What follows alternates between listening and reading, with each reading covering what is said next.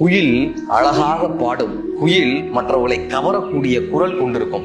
குயில் மற்றவர்களை ஏதோ ஒரு வகையில் மயக்கும். ஆனால் உண்மை தெரியுமா, குயிலுக்கு அடை காக்க தெரியாது.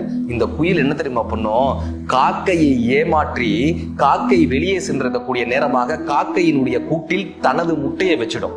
இந்த காக்கை தன்னுடைய முட்டை என்று நினைத்து குயிலினுடைய குஞ்சுகளை பொரிக்கும். அந்த முட்டையை குயிலினுடைய முட்டைகளை பொரிக்கும். இந்த பிறந்த குயில் குஞ்சு என்ன தெரியுமா பண்ணும், தன் தாயினுடைய குணம் கொண்டதாக இந்த குயிலினுடைய குஞ்சு மற்ற காக்கையினுடைய குஞ்சுகளை கீழே தள்ளிவிட்டு துரோகத்தினுடைய அடையாளமாக அந்த காக்கையினுடைய கூட்டை அபகரிப்பதற்கு இந்த குயில் குஞ்சு தயாராக இருக்கும்.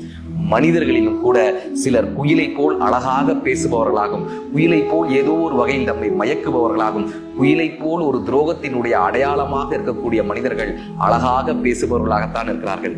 காக்கையை போல் இருக்கக்கூடிய மனிதர்கள் அந்த துரோகிகளை அடையாளம் கண்டு கொள்ள முடியாமல் தனது சொத்தையும் அந்த துரோகிகளுக்கு கொடுப்பவர்களாக அந்த மனிதர்களும் இருந்து கொண்டுதான் இருக்கிறார்கள். குயிலை போல் தெரிந்த மனிதர்கள் உங்களுக்கு தெரிந்தால் அவர்களிடம் ஜாக்கிரதையாக இருங்கள்.